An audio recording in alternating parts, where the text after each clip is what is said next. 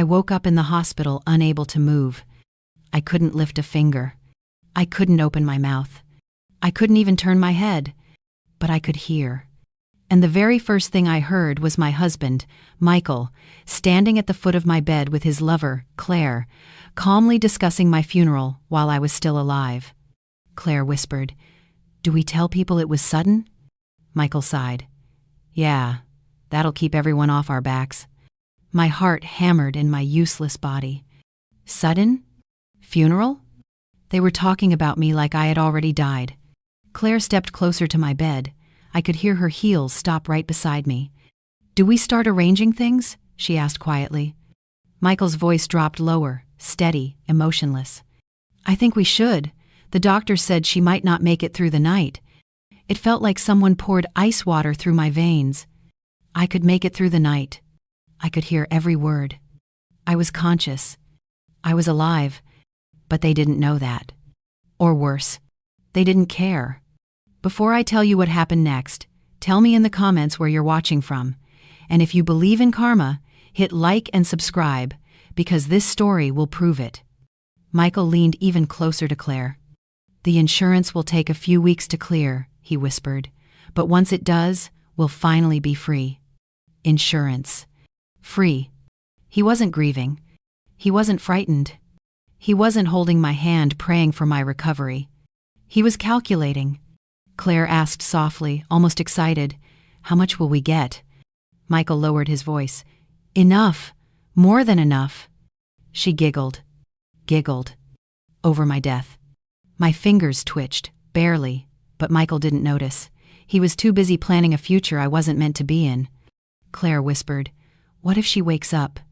Michael let out a breath through his nose. "She won't." That wasn't confidence. That was certainty. Like he already knew what was coming. My chest tightened, but I couldn't even gasp. Claire was quiet for a moment, then murmured, "Should we tell the doctor we're ready for the paperwork?" Paperwork? For what? My funeral? My life insurance? My body? Michael answered immediately. "Yes, let's do it." My mind screamed, but my body refused to move. They walked out together, whispering and laughing softly, like two people planning a vacation instead of the death of a woman lying right there in front of them. The door clicked shut. And then, a new voice entered the room. Soft footsteps. A gentle presence. A nurse. She paused beside me and lowered her voice. "I know you can hear me." My heart stopped. She knew. "You are not dying," she whispered. "You're in a temporary paralysis state. Your vitals are stable." A single tear finally slid from the corner of my eye. "I've seen patients like you," she whispered. "You're awake inside your body, but you're trapped. And those two people you just heard?" She leaned even closer. "They don't want you to recover." My blood turned to ice. She continued, "Your husband asked the doctor earlier if we could keep your diagnosis vague. He didn't want you confused or stressed." Meaning, he didn't want me to know the truth. "And then," the nurse whispered, "he asked about your life insurance policy. Twice." I felt my heartbeat thump against the monitors. "He also requested access to your medical file," she said. "The part where your condition can be reported as terminal." My stomach twisted. "But it's not terminal," she said. "You fainted from shock and stress. You're going to recover." My body couldn't move, but inside I was screaming. She squeezed my hand gently, the first touch I could feel since waking up. "I don't trust him," she whispered. "Or that woman. And neither should you." She glanced toward the hallway. "They keep asking when the machines can be turned down." Machines. Turned down. Me. She leaned closer, her voice razor thin. "They want it to look natural, like your body gave up on its own." I felt my pulse spike wildly. The monitor beeped faster. The nurse's hand pressed lightly on my wrist. "Shh, stay calm. I'm on your side." Another tear slid down my cheek. Her voice dropped even lower. "I've already spoken to the head doctor. As soon as they leave the hospital, we're transferring you to a protected wing." A protected wing. Because I needed protection. Not from my illness, but from my husband. And there's something else, she whispered, something they think no one knows. She looked around again. Your husband and Claire, they're not just having an affair. My heart slowed, waiting. They've been planning this for months. Months. Not days. Not weeks. Months. My life, my home, my marriage, all poisoned slowly, quietly, deliberately. But here's the part they're hiding, she whispered, the part that will destroy them. She lowered her voice until it was barely audible. There is someone else involved in their plan. Someone else. Someone who wasn't Claire. Someone who wasn't Michael. Someone who had a reason to want me gone. The nurse squeezed my hand. When you're transferred later today, she said softly, I'll tell you exactly who it is. My pulse hammered. And trust me, she whispered, it's the last person you'd ever suspect. She stood up straight. Footsteps echoed down the hall, Michael's voice, Claire's voice, coming back. The nurse leaned in one last time. Stay still, stay silent, your time will come. Then she slipped out of the room just as the door opened again. Michael and Claire walked in, laughing, not knowing their secret wasn't a secret anymore. Michael and Claire walked back in like they were returning from a lunch date, not from planning my funeral. Claire whispered, Should we go ahead and sign the preliminary papers? Michael nodded casually. Yeah, if she makes it through the night, fine. If she doesn't, we're prepared. If she doesn't, not if she recovers. Not if she wakes up. If I die. Claire stepped closer to my bed, pretending to check the blanket, but really leaning toward my face. She looks weaker, Claire whispered. Maybe it'll happen sooner than we thought. Michael lowered his voice. Let's hope so. Then Claire laughed, actually laughed. My mind screamed. My body stayed still. They left the room again minutes later, probably to get coffee or finalize my death plan. I didn't know. I didn't care. All I cared about was the nurse returning. And she did. Quiet steps, confident, on my side. She shut the door behind her and walked straight to my bedside. Okay, she whispered. They're gone for now. I can talk. My heart hammered. First, she said gently, I need you to know something. Your paralysis is already improving. Your vitals are perfect. You're safe physically. Then her voice dropped. But not emotionally, not financially, and not legally. I watched her eyes, sharp, focused, protective. Now I'm going to tell you who else is involved, she whispered, and why they need you gone. I held my breath. She leaned even closer. It's someone you trust. My stomach clenched. She continued softly. Your husband has been meeting privately with someone for months, and this person has been working behind the scenes to make your death look natural. My pulse spiked. It's not Claire, she said. Claire is the distraction, the emotional cover. The affair is loud, so you never look at the quiet ones. She paused. The real accomplice, the one organizing the paperwork, the one who suggested moving you to a different file, is your husband's brother. My blood froze. His brother? Michael's older brother, Daniel. A man who always hugged me a little too long. A man who always said, you deserve better. A man who always lingered around our finances. A man Michael always defended, no matter what.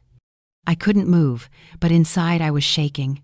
He has been here twice, the nurse whispered. Both times when you were unconscious. Both times he asked the doctor about your outcome. Outcome. Like my life was a business deal. And he has power, the nurse said, because your husband listed him as your emergency contact without telling you. That gives him some authority. My mind raced. Why would Daniel want me gone? The nurse answered the question forming inside me. He and your husband opened a new business last year, a risky one, and they used your name on a loan application. My eyes widened. You never signed anything, she whispered. Your signature was forged. Air froze in my throat. It was a large loan, she added, very large. And I suddenly understood everything. The insurance, the paperwork, the funeral planning, the rush. The panic. The urgency. If I died, my life insurance pays out. The forged loan is covered.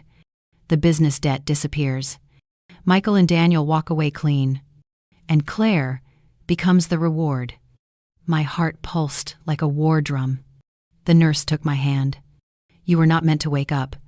I felt a tear slip down my cheek. But I'm here, she whispered, and I'm not letting them finish what they started. She checked the hallway again. We're transferring you soon, but before we do, I need you to understand one more thing. Her voice softened. Someone else knows the truth. My mind spun. Who? She lowered her voice. A nurse from the night shift overheard Michael and Daniel arguing yesterday. Your husband said. She swallowed hard.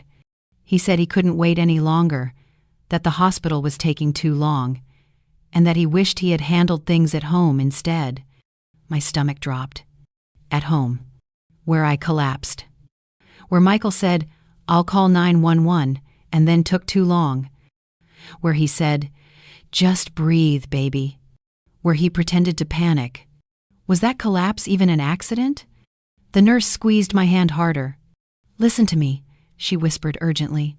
Tonight, after they leave for good, the staff will move you to a private, secured unit.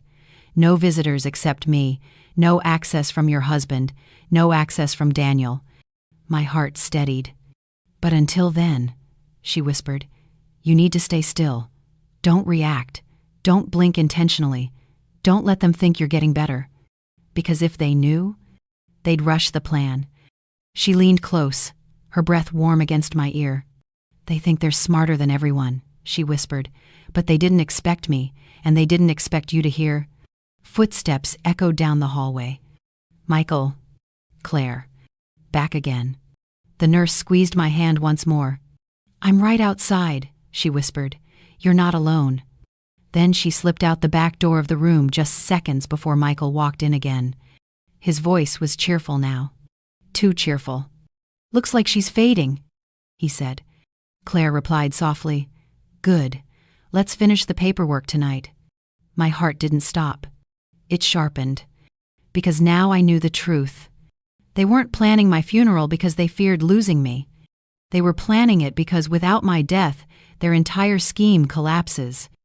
And tomorrow morning, they were bringing the final form that would make my death official. Michael stayed by my bed for a long time that evening, pretending to be the devoted husband. He held my hand. He stroked my hair. He whispered fake words like, You fought hard, honey. It's okay to let go. Let go. He wanted me gone. Not for love. Not for mercy. But for money. Claire sat in the corner, scrolling her phone and whispering, Do you think the doctor will sign off tonight? Michael sighed. I hope so. Daniel said we need the first certificate by morning. My heartbeat spiked. Daniel. His brother. The real accomplice. Claire lowered her voice. Are you sure he'll come? Yeah, Michael whispered. He's on his way. Minutes later, footsteps echoed in the hallway. Heavier. Confident. Familiar. Daniel walked in. He didn't look sad. He didn't look scared. He looked annoyed. This should have happened days ago, Daniel muttered, tossing his jacket on the chair. We're losing time. Michael rubbed his forehead. It's not my fault. She hung on longer than expected. Expected. Like my survival was a scheduling problem. Daniel walked to my bedside and studied my face. She looks the same, he said. Has she moved? Michael shook his head. Not once. Daniel leaned close. Too close. Close enough that if I could move, I would have pulled away. He whispered, You're not making this easy. Inside, my mind screamed. Outside, I stayed perfectly still. Claire crossed her arms. So what's the plan now? You said tonight we'd finish. Daniel exhaled sharply. The doctor we bribed is dragging his feet. He wants to see a clear decline before signing. Michael cursed under his breath. He's scared. He should be, Daniel said. If he backs out now, this whole thing becomes a mess. A mess. My death was paperwork to them. Claire whispered. What about the insurance? Daniel and Michael exchanged a look. Daniel spoke first. The policy won't pay unless her death looks natural. No external complications, no suspicious decisions, no sudden incidents. Michael nodded. That's why we needed the collapse at home. My blood turned to ice. The nurse was right. This wasn't a random fainting spell. This was staged. Planned. I wasn't unconscious from stress. I was supposed to die. Daniel kept talking like he was discussing a business deal. As long as the doctor signs that her condition worsened overnight, everything works. Michael gets the payout. The loan gets cleared. Nobody asks questions. Claire chimed in softly. So we're close? Close, Daniel replied, but not close enough. He walked to the monitors, casually, like he belonged there. He adjusted a setting, checked my oxygen. I felt the slightest shift. Not painful, but noticeable. He was testing boundaries. The machines show she's stable, Daniel muttered. Too stable. Michael stepped in. What do we do? Daniel shrugged. Wait for the doctor to check again. Maybe he can push the timeline. Then he lowered his voice more. If not, we find another way.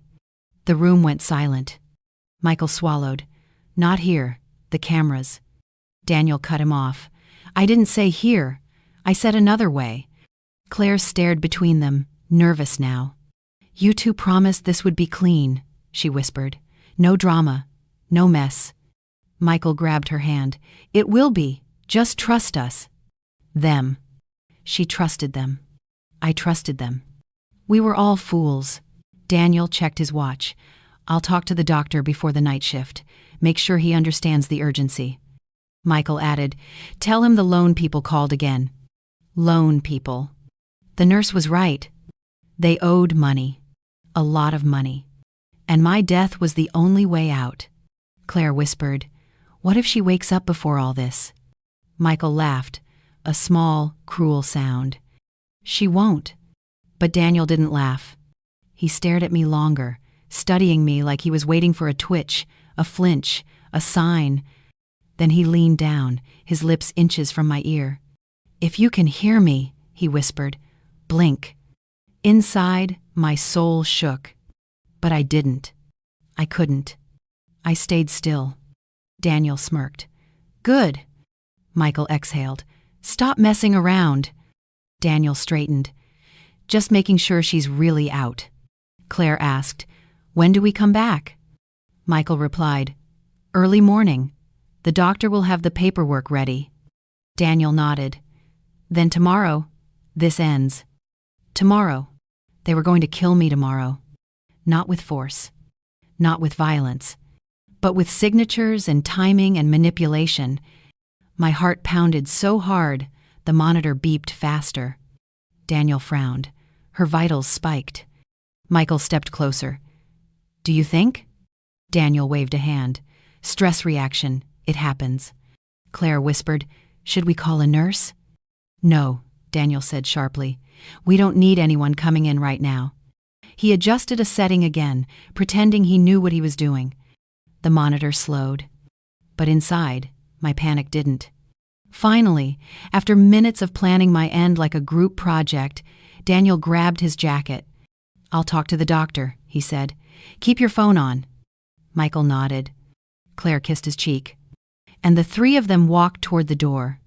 Before leaving, Daniel glanced back at my motionless body. You fought longer than we expected, he murmured, but everyone loses eventually. The door clicked shut. I lay there alone. Frozen body? Screaming mind. Seconds later, the back door opened quietly. The nurse stepped in. She moved fast, checking the monitor, smoothing the sheets, making sure nothing Daniel touched would harm me. Then she leaned down, whispering with urgency. They're accelerating the plan. I blinked, the tiniest movement. Her eyes widened. You can move. I blinked again. She grabbed my hand. We're moving you in 1 hour, she whispered. A new wing, new identity on the chart. They won't be able to reach you. My pulse thudded. But before that, she whispered, you need to hear the last piece. She looked toward the hallway again. Daniel wasn't lying about the loan. My breath caught. But what he didn't say, she whispered, is that the loan is in your name, and the collectors think you're the one hiding from them. A shock ran through me. If you die, the nurse whispered, they can't chase the debt. Her voice grew even softer. So your death isn't just money to them, it's protection. My pulse spiked. She squeezed my hand firmly. They think you can't wake up. Then her voice sharpened, filled with certainty. But you will. The nurse squeezed my hand, whispering, we have 1 hour. After that, I'm transferring you where no one can reach you. I blinked again, slightly stronger this time. Hope flickered inside me for the first time since waking. The nurse smiled softly. Good, your nerves are coming back. You're fighting. She adjusted the blankets, making everything look untouched. Then she checked the hall and slipped out through the back door. I lay there, breathing through the panic, waiting, listening, thinking. Trying to understand how the two men who claimed to love family more than anything could plan something this vile.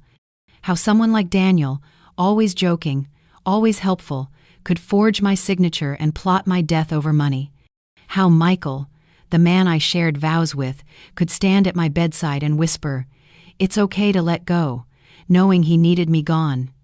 Every memory of him felt poisoned. Every promise he ever made, a lie wearing a smile. My body still couldn't fully move, but my mind was sharper than ever. I wasn't dying. I was preparing. And when the door opened again, I knew instantly it wasn't the nurse. Michael stepped in first, Claire behind him.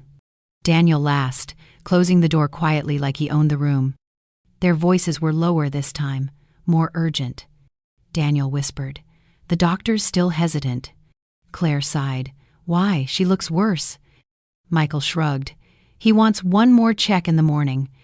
Daniel cursed under his breath. We don't have until morning. Michael stepped closer to my bed. Maybe we don't need the doctor. My stomach nodded. Daniel tensed. Don't be stupid. Cameras. Michael nodded. Not tonight. I'm saying tomorrow. If she starts to improve. Claire whispered. She won't. Michael leaned over me. Too close. Close enough that I could feel his breath on my cheek. She isn't going to wake up, he murmured. Right, sweetheart? Inside, I wanted to scream. Outside, I stayed still.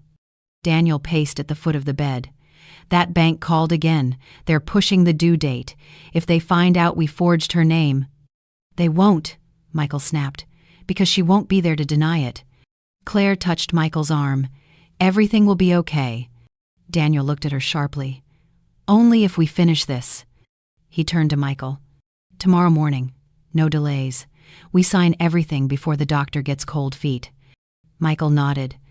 Tomorrow, he echoed. This ends. They stood there for several seconds, a trio of traitors watching the woman they thought they had outsmarted. Then Daniel said something that sent a chill through me. If she breathes her last breath before sunrise, it's even better for us. Michael didn't flinch. He didn't gasp. He didn't say, don't talk like that. He simply nodded. And Claire whispered, I hope it's peaceful. They walked out shortly after, closing the door softly like they were tucking in a child for the night. The moment I was alone, the back door opened again. The nurse rushed inside. They're leaving the building, she said urgently. It's time. She lowered the bed rails, disconnected a machine, and expertly moved the blankets so it looked natural. I'm taking you to a protected wing. No visitors, no access, no loopholes. She pressed a gentle hand to my cheek. Your husband won't find you. My heart thudded. She locked the wheels and began to push. The hallway was dim, quiet except for the soft squeak of the bed's wheels. Every time footsteps echoed nearby, she paused, listening, protecting me at every turn. She almost there, she whispered. Stay with me. After a few minutes, we reached an unmarked door.